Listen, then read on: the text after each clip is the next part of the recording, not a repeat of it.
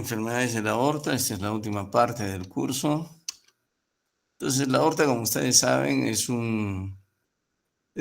el conducto a través del cual el ventrículo izquierdo expulsa la sangre para ser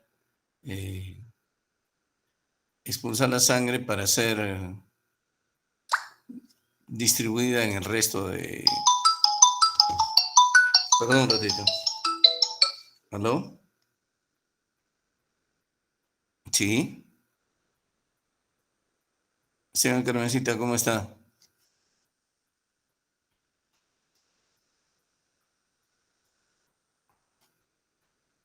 Sí, sí, he leído eso, pero señora Carmencita, es la primera vez que me piden eso. Yo encantado, pero ya hice el recibo y tendría que revertirlo. Es todo un problema.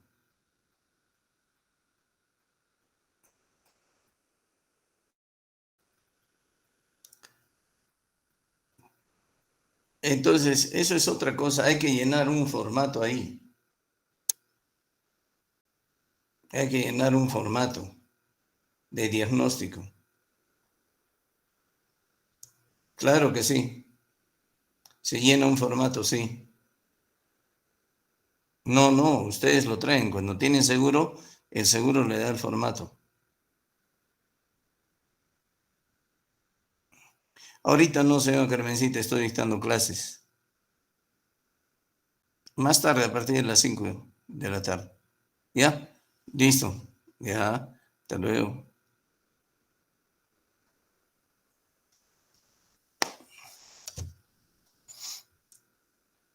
Bien, entonces, como les decía, la aorta es el conducto a través del cual la sangre expulsada por el ventrículo izquierdo es distribuida en el resto del organismo.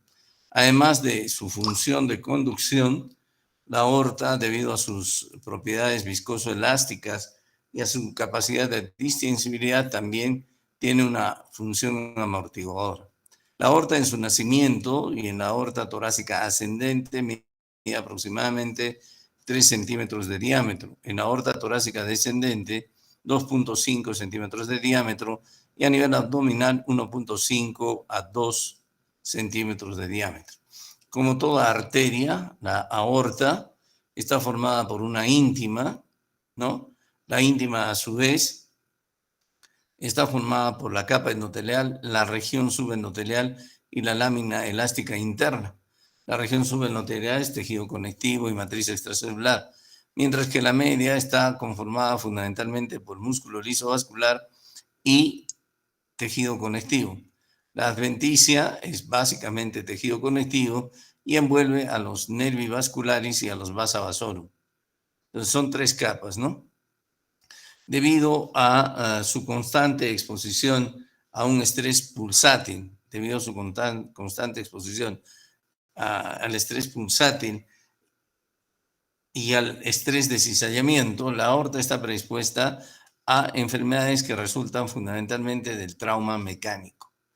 El vaso más predispuesto a la ruptura es la aorta, especialmente cuando se desarrollan dilataciones aneurismáticas en la misma, debido a que la tensión de la pared está gobernada también aquí por la ley de Laplace, y la tensión de la pared está directamente relacionada a la presión por el radio del vaso. Y entonces, cuanto más dilatado esté el vaso, mayor es la tensión de la pared y mayor es la predisposición de la aorta a sufrir de ruptura, sobre todo cuando existe un aneurisma. Entonces, ya hemos señalado las 3 capas, la íntima, la media y la adventicia. La íntima con el endotelio, región subendotelial, lámina elástica interna, la capa media, músculo liso vascular y tejido conectivo, y la capa externa, básicamente es tejido conectivo que envuelve a los vasa vasorum y a los nervi vasculares. Esta es una distribución de las porciones de la aorta, la raíz de la aorta torácica descendente, el arco aórtico, la aorta torácica descendente, y luego estamos con la aorta abdominal. Los aneurismas se producen fundamentalmente por una anormal producción o una degradación exagerada de componentes importantes de la pared de la aorta, como son el colágeno y la elastina. Como son el colágeno y la elastina. Muy bien, a su vez, los aneurismas los podemos dividir desde diferentes puntos de vista, como por ejemplo un aneurisma verdadero. Un aneurisma verdadero es el que envuelve o compromete a todas las capas de la aorta, a la íntima, a la media y a la adventicia. Mientras que un pseudoaneurisma es aquel en el cual la íntima y la media están interrumpidas por una solución de continuidad y la porción de dilatación o la dilatación está representada solamente por la adventicia, es decir, por la capa más externa, y a veces esta capa contiene un coágulo. Ese es un pseudoaneurisma. También podemos dividir a los aneurismas según su forma o podemos clasificarlos según su forma. Un aneurisma fusiforme es aquel que compromete toda la circunferencia del vaso, toda la circunferencia del vaso. Mientras que un aneurisma sacular es aquel que compromete solamente una porción de la pared del vaso y resulta en una evaginación del mismo, es decir, una dilatación de una sola porción del vaso. También podemos dividir a los aneurismas o clasificar a los aneurismas de acuerdo a su localización, ¿no? Como aneurismas torácicos o aneurismas abdominales. A los aneurismas torácicos, aneurismas de la raíz, de la aorta torácica ascendente, del arco aórtico, de la aorta torácica descendente, y obviamente a los aneurismas abdominales, a aquellos que se encuentran ahí. Existen algunos otros aneurismas que se pueden extender desde el tórax hasta el abdomen, desde el tórax hasta el abdomen, ¿no? Desde el tórax hasta el abdomen. En ese caso hablamos de aneurismas tóraco-abdominales. Los aneurismas pueden ser, desde el punto de vista de su causa o desde la etiología, pueden ser clasificados o producidos por diferentes condiciones. Puede ser de origen degenerativo, ¿no es cierto? Y aquí, en este origen degenerativo, intervienen el estrés oxidativo, el estrés biomecánico, la proteólisis, y también interviene estos procesos de proteólisis, estrés degenerativo, estrés biomecánico, estrés oxidativo, están mediados por la infiltración de células T, células B, producción de células beta, perdón, producción de interleuquinas. La anatomopatología nos va a mostrar pérdida de músculo liso vascular, nos va a mostrar además calcificación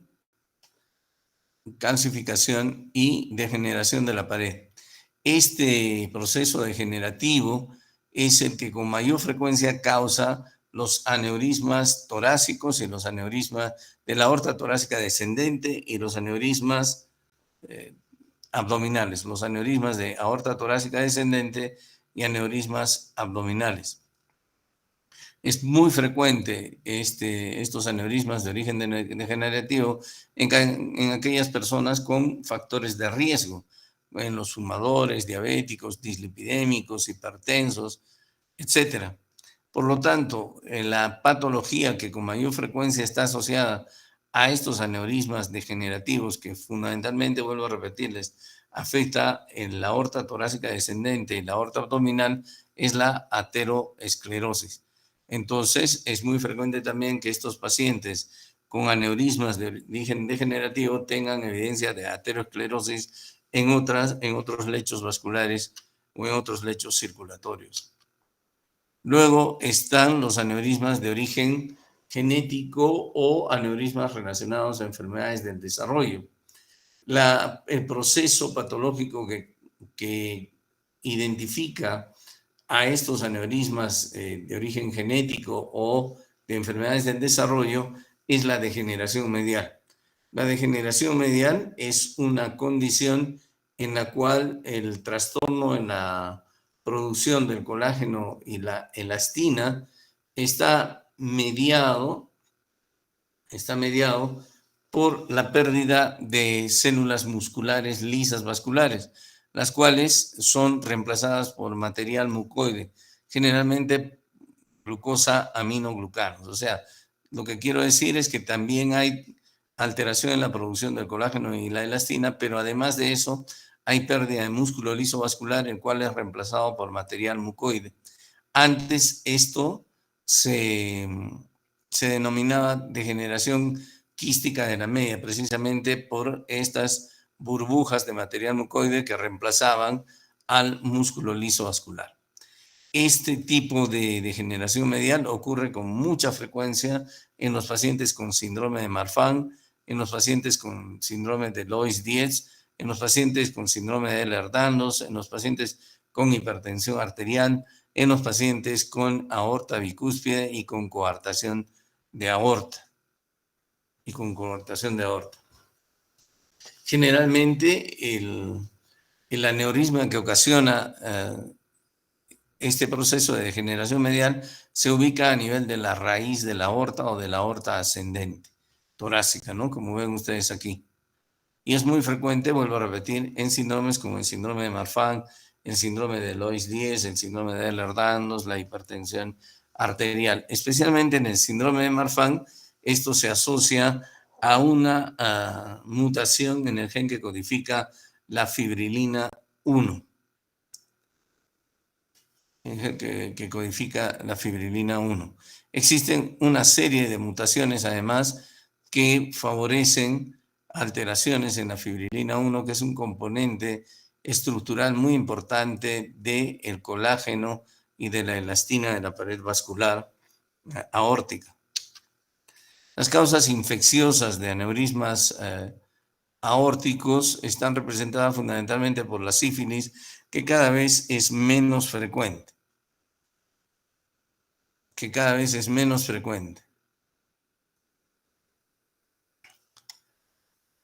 Y generalmente produce compromiso de la aorta ascendente o de la raíz aórtica también.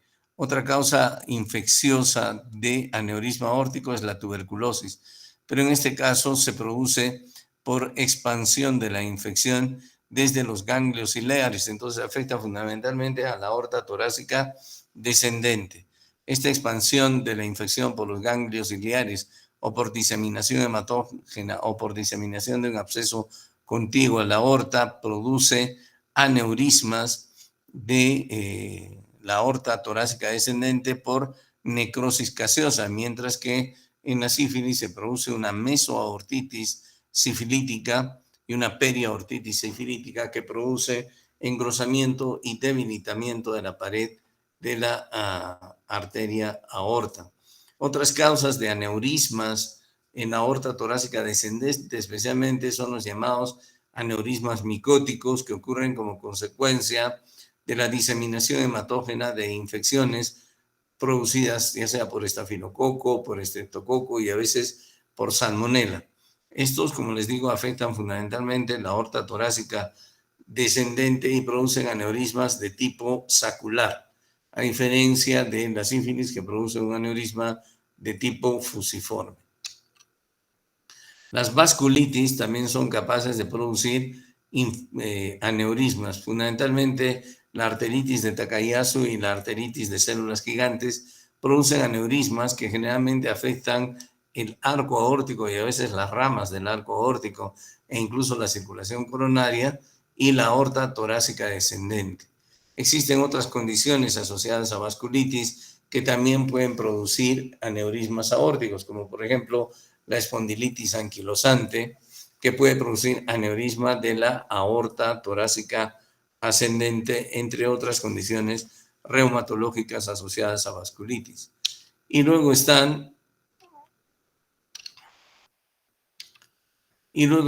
los aneurismas que son de origen traumático, ¿no?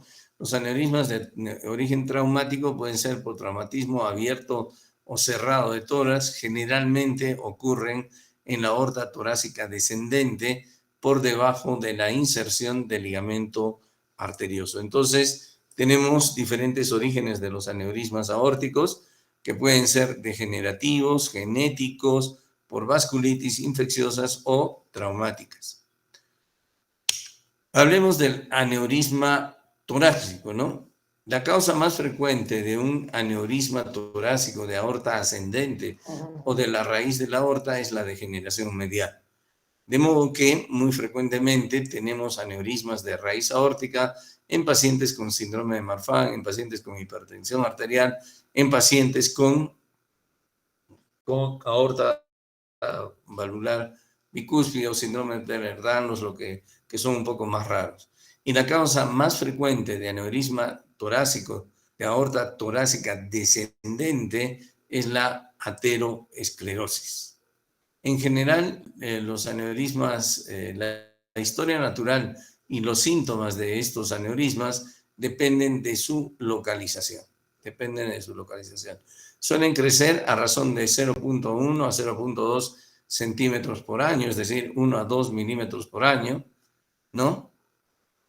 Y el riesgo de ruptura de estos aneurismas está en relación con el tamaño. De manera que, por ejemplo, un aneurisma que mida menos de 4 centímetros de diámetro tiene un riesgo de ruptura de 2 a 3% al año, mientras que un aneurisma de más de 6 centímetros de diámetro tiene un riesgo de ruptura de 7% al año, lo cual ya es bastante alto.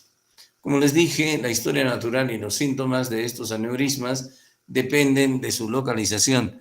Por lo tanto, la mayoría son asintomáticos.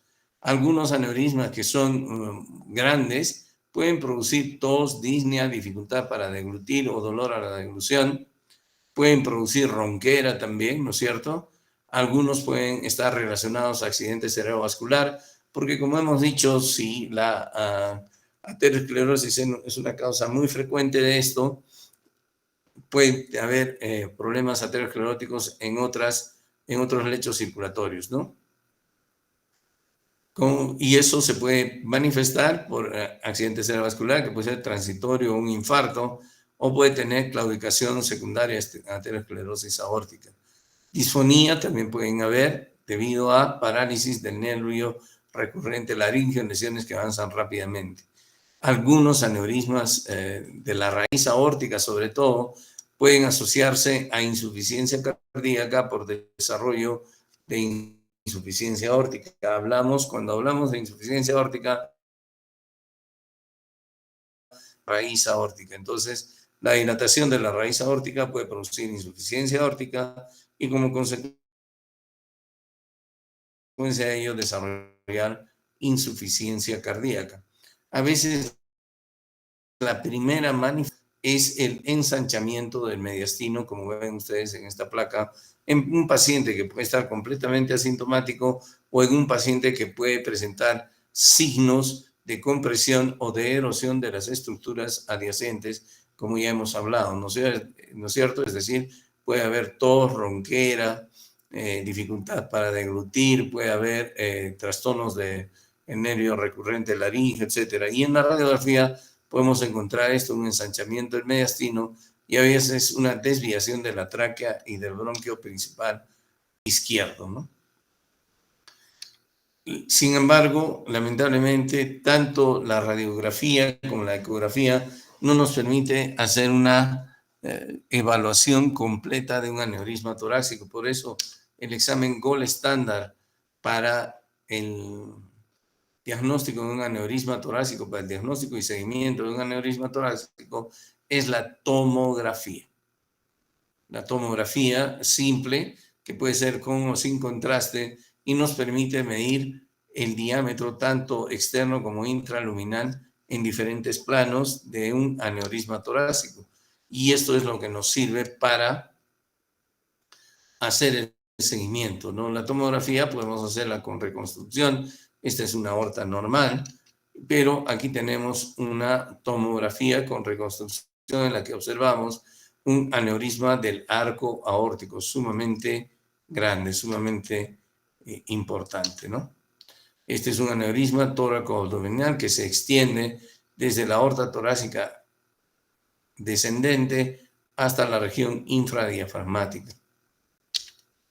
Un aneurisma de la aorta ascendente, de la raíz aórtica, en el cual la tomografía, o en este caso la resonancia magnética, son muy importantes para el diagnóstico. En realidad, La tomografía es el estándar de oro para el diagnóstico y seguimiento de los aneurismas torácicos.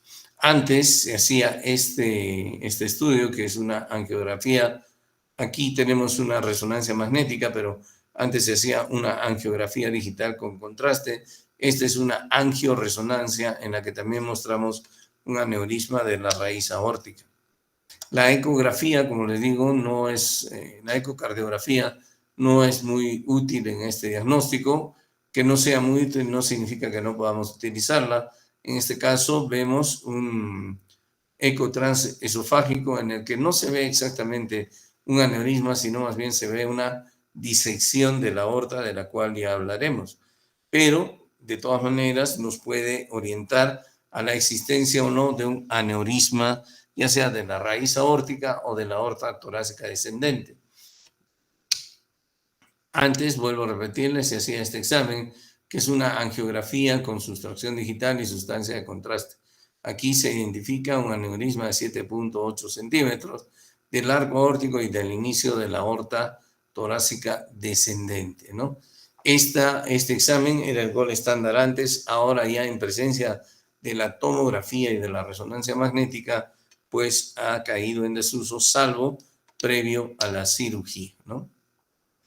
En cuanto al tratamiento del aneurisma torácico, es un tratamiento individualizado porque depende del paciente que estemos viendo. Por ejemplo, en los pacientes con síndrome de Marfan y en los pacientes con aneurisma aórtico torácico está utilizado el uso de beta bloqueadores o el uso de inhibidores del sistema renina-angiotensina, especialmente los sartán es el que se ha estudiado para disminuir la progresión del crecimiento del aneurisma. Es básico el control de la hipertensión arterial si tenemos un paciente hipertenso, y en ellos escogeríamos ya sea un ECA inhibidor o un ARA2, y también un beta bloqueador, ya que estos inhiben la activación del factor de crecimiento transformante beta, que es secundaria a la presencia de una fibrilina 1 anormal, ¿no? A una alteración del gen de la fibrilina 1.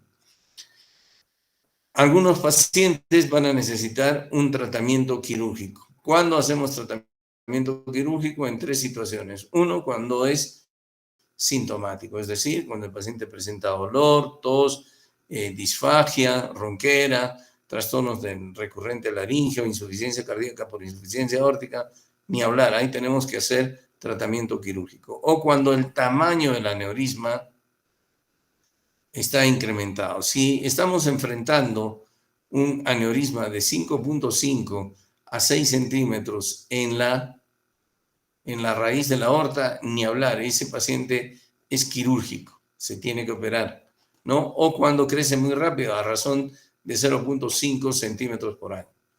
En la aorta torácica descendente hay 2 conductas. Si el paciente tiene un diámetro de 5.5 centímetros, podemos hacer un tratamiento endovascular. ¿Qué quiere decir endovascular? Colocar un stent, un tubo. Pero si tiene más de 6 centímetros, es preferible operar. Operamos aquí cuando el aneurisma crece a razón de 1 centímetro por año. En la raíz de la aorta, a razón de medio centímetro por año, y en la aorta torácica descendente, a razón de 1 centímetro por año. De 1 centímetro por año. En el Marfan hay que considerar la cirugía, se puede considerar la cirugía cuando el aneurisma mide entre 4 y 5 centímetros por año. ¿Debido a qué? Debido a que estos pacientes tienen mayor riesgo de ruptura porque la pared de la aorta es mucho más débil y porque en ellos la velocidad de crecimiento del aneurisma es bastante mayor, es más significativa que en los pacientes que no tienen síndrome de Marfan. Entonces, ¿qué es lo que dice la guía? Se recomienda la indicación de tratamiento endovascular o cirugía, pero esto se debe hacer en forma individualizada. ¿Según qué? Según la anatomía, el estudio anatomopatológico, comorbilidades, durabilidad prevista de cualquier reparación, etc. Pero lo cierto es lo que acabamos de mencionar. Si el paciente tiene un aneurisma aórtico de raíz de aorta o aorta torácica ascendente de 5.5 a 6 centímetros, ese paciente tiene que ser operado. Si crece a razón de 0.5 centímetros, tiene que ser operado. O si tiene síntomas, tiene que ser operado. Y si es de la aorta torácica descendente, cuando tenga 5.5, hacemos un tratamiento endovascular, o cuando tenga 6 centímetros, hacemos cirugía, o cuando crece a razón de 1 centímetro por año. En los síndromes de Marfan hay que tener más cuidado. Y esto es más o menos de lo que estamos hablando. Este es un aneurisma de raíz aórtica. Si el paciente tiene además insuficiencia aórtica, entonces se hace un reemplazo con un tubo, el cual contiene una válvula protésica, y además en ese tubo se reinsertan las arterias coronarias. ¿No? Este es en el dibujito y este es en la vida real. Ese es el tubo valvado, el tubo corrugado, que contiene una válvula y con el cual se va a reemplazar el aneurisma de la aorta torácica ascendente. En cuanto al aneurisma abdominal, como hemos dicho, el aneurisma abdominal es más frecuente como consecuencia de una ateroesclerosis. Por lo tanto, el aneurisma abdominal es más frecuente en varones que en mujeres. Su incidencia aumenta con la edad. Más del 90% de los aneurismas de 4 centímetros asociados con ateroesclerosis se presentan en los varones, y el pronóstico está relacionado a varias cosas: al tamaño del aneurisma, a la presencia de enfermedad coronaria y cerebrovascular concomitante, tener ateroesclerosis en otros lechos vasculares. En caso de aneurismas abdominales grandes, el paciente puede tener dolor abdominal. Generalmente estos aneurismas también son asintomáticos y se descubren durante un examen físico en una persona muy delgada, o durante la realización de un examen auxiliar como una ecografía con otros objetivos, ¿no?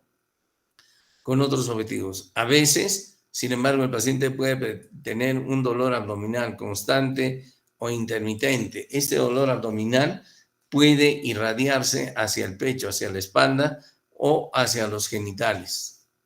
La presencia de dolor abdominal en un paciente con aneurisma abdominal es un marcador de gravedad, es un marcador de severidad, porque nos señala una inminencia de ruptura. Es decir, ese paciente con un aneurisma abdominal que siente dolor, debemos pensar que está a punto de romperse el aneurisma abdominal. Otros pacientes suelen tener una sensación pulsátil en el abdomen o sensación de plenitud tras una mínima ingesta de alimentos, ¿no? El riesgo de ruptura está también en relación al tamaño del aneurisma. Aneurismas con un tamaño menor de 5 centímetros tienen un riesgo de ruptura de 1 o 2% a los 5 años, mientras que aneurismas con un tamaño, un diámetro mayor de 5 centímetros tienen un riesgo de ruptura del 20 al 40% a los 5 años. Entonces, la cifra mágica parece ser los 5 centímetros, tanto en el aneurisma de aorta torácica como en el aneurisma abdominal. Es muy importante tener en cuenta esto. Aparte del riesgo de ruptura, estos aneurismas se pueden manifestar por embolización periférica, que puede ser embolización por un trombo, o lo que ya hemos hablado referido a la ateroembolia. Entonces, como les acabo de decir, estos aneurismas son asintomáticos en muchos casos, tal vez en la mayoría, y se descubren ya sea porque se haga un examen clínico, un examen físico, y se encuentre uno con una masa pulsátil, no se les ocurra jugar con esa masa, y además se puede descubrir en una ecografía abdominal hecha con otros fines, con otra situación, como en este caso, que se ve una dilatación aneurismática de la aorta abdominal. Muy frecuentemente estos aneurismas se encuentran por debajo de las arterias renales la mayoría de las veces. Por lo tanto, la ecografía abdominal es el método diagnóstico de elección, así como de seguimiento de elección de estos aneurismas, a diferencia de los aneurismas torácicos, en el cual la tomografía, la angiotomografía y la angioresonancia eran los métodos de elección para diagnóstico y seguimiento. aquí es la ecografía abdominal el método gold estándar para el diagnóstico y seguimiento de los aneurismas abdominales. Ya dijimos que pueden haber fenómenos de ateroembolia como consecuencia del aneurisma. ¿Podemos hacer una angiotomografía en estos pacientes? Sí, podemos hacer una angiotomografía, pero con el objeto de planear la solución de este problema, es decir, con el objeto de planear un tratamiento endovascular o una cirugía, ¿no? Como ven aquí, tienen una dilatación por debajo de las arterias renales, ¿no? Igual acá, una angiotomografía en la que vemos un aneurisma abdominal por debajo de las arterias renales o por debajo de los riñones. El tratamiento debe incluir, obviamente, estatinas para combatir la aterosclerosis, que es la principal causa de los aneurismas de aorta abdominal. En estos casos, en los aneurismas de aorta abdominal, el uso de ECA inhibidores o de beta bloqueadores no ha demostrado que mejore o disminuya el crecimiento de estos aneurismas. Pero sí debemos utilizar estatinas y obviamente manejar sus factores de riesgo. Debemos de tratar bien su hipertensión, debe dejar de fumar, bien su dislipidemia y los otros factores de riesgo si es que tuviera como diabetes, etc. ¿Por qué? Porque parte del pronóstico está determinado por la enfermedad coronaria y cerebrovascular concomitantes, ¿no? Se recomienda el tratamiento quirúrgico, la intervención, cuando hay crecimiento rápido o síntomas. Recuerden que los síntomas, especialmente el dolor, es un marcador de ruptura inminente del aneurisma, ¿no? En los pacientes asintomáticos, cuando intervenimos, cuando el tamaño del aneurisma es mayor o igual a 5.5 centímetros. Si mide menos de 5 centímetros, solamente hacemos seguimiento. ¿Seguimiento con qué? Con ecografía abdominal. Y entonces podemos tratar el aneurisma abdominal tanto con cirugía como con terapia endovascular. Podemos ponerle un stent, como ven ustedes aquí. Este es un stent donde se coloca en la región donde está el aneurisma y se recanaliza adecuadamente la aorta abdominal. Y en general, ¿cuál de los tratamientos escogemos? Eso depende. Depende de qué, de el manejo individual. En general, se prefiere el tratamiento endovascular en personas más jóvenes. En personas jóvenes. ¿Por qué? Porque tienen menos comorbilidades y menos evidencia de aterosclerosis y entonces se puede ingresar fácilmente a la aorta. Mientras que el tratamiento más riesgoso, la cirugía, se prefiere en los más viejitos y en los que tienen mayor comorbilidad, ¿no? Entonces, existen ventajas. La cirugía tiene una mortalidad menor del 8%, la endoprótesis menor del 1%, pero no a todos se lo puede hacer. El promedio de internamiento, la cirugía abierta 7 días, la endoprótesis 2 días. O sea, existen ventajas, pero lamentablemente no hay un tratamiento que sea tributario o que se pueda utilizar en todos los pacientes. El tratamiento tiene que ser individualizado. Y luego está pues el riesgo de ruptura del aneurisma. Hemos dicho que la ruptura del aneurisma está relacionada fundamentalmente con el tamaño del aneurisma, ¿no? En el aneurisma torácico, cuando tiene en la aorta ascendente 5.5 centímetros a 6, ¿no es cierto? Y en la aorta descendente también 5.5 centímetros a 6. La cifra parece ser 5.5 centímetros. En la aorta abdominal, igual, 5.5 centímetros. Entonces, si tenemos un paciente con síndrome de Marfan, 4 a 5 centímetros. Si el aneurisma está creciendo muy rápido o el aneurisma está de gran tamaño, el riesgo de ruptura es alto. Hay que evitar eso. ¿Por qué? Porque la ruptura es una condición que pone en riesgo severo la vida del paciente. ¿Cómo así? Solo el 50% de los casos de ruptura llega a un servicio de emergencia vivo. Claro, ustedes supondrán la presión a la que puede salir la sangre por un orificio pequeño de la aorta. Ahora, si eso se rompe, pues solo la mitad de los casos llega a emergencia vivo. De estos, solo la mitad, solo el 50% de los que llegan a cirugía sobreviven. Hasta ahí ya se nos murió el 75%. 24% de ese 25%, la cuarta parte mueren antes de la cirugía en el hospital. De modo que la mortalidad global de un paciente que sufre una ruptura de un aneurisma es del 78 a 94%. Y lo único que tenemos que hacer es fijarnos bien cuál es el tamaño del aneurisma, con qué examen auxiliar lo tenemos que seguir y lo tenemos que vigilar, y qué medicación podemos utilizar para evitar que el aneurisma siga creciendo. ¿Tienen ustedes alguna pregunta? Yo creo que nos quedamos ahí.